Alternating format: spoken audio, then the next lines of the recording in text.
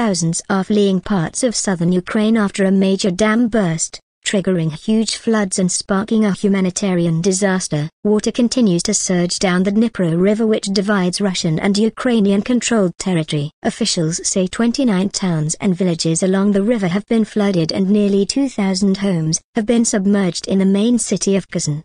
Both Ukraine and Russia blame each other for sabotaging the Kakhovka dam. Early on Tuesday morning, the dam in Russian-controlled Nova Kakhovka was breached, leading to mass evacuations as water levels downstream rapidly increased.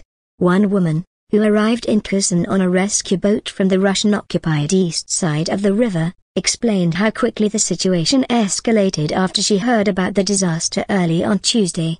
"We managed to collect our things, but the water kept rising. At that moment I was cooking buckwheat and my feet were already underwater. It started to flood really fast," Katerina Krupik, 40, told the BBC. "It feels like we lived a whole life in just one day." Rising water levels are expected to peak in Kherson late on Wednesday, but officials fear a catastrophic impact on agriculture as the vast Kakhovka reservoir empties into the Black Sea.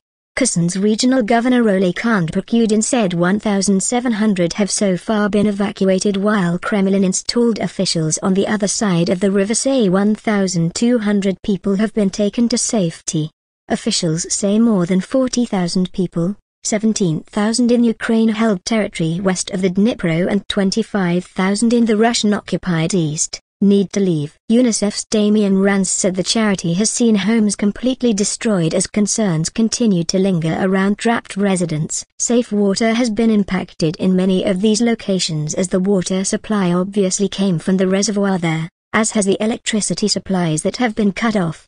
President Volodymyr Zelensky said earlier on Wednesday that hundreds of thousands of people across the Kherson region are without adequate drinking water. Both sides blame each other for the destruction of the dam. Ukraine says it was mined by Russian forces, and accuses Russia of doing little to help people in flooded areas of the Russian-occupied east bank of the river. Russia says the damage was caused by Ukrainian shelling, and President Vladimir Putin hit a barbaric act in a phone call with Turkish leader Recep Tayyip Erdogan.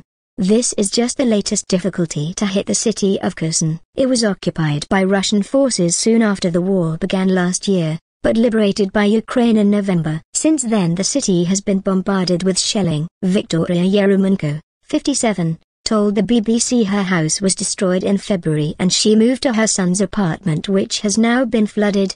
"We managed to get out," she said. "There was panic, we had to leave quickly and grab the dogs. My brother is half paralyzed too." In recent years the Kakhovka Dam has become a symbol of leverage between Kiev and the Moscow. When Russia first annexed Crimea in 2014, Ukrainian authorities closed it down and cut off the peninsula from a major water supply. Then last year, invading Russian forces were accused by Ukraine of planting the dam with explosives, which the Kremlin denied.